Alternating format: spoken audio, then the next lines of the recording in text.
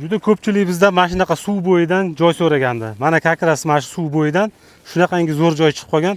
10 sotiklik joyimiz, eng qizig'i 5-6 sotik zaxvati ham bor. Bu yoqasidagi joyimiz foydalanish uchun berilgan. Xohlagancha foydalansangiz bo'ladi. Sotiladigan uyimiz mana shu yoniginasida. Mana shu ko'chadan kirib kelishda turibman.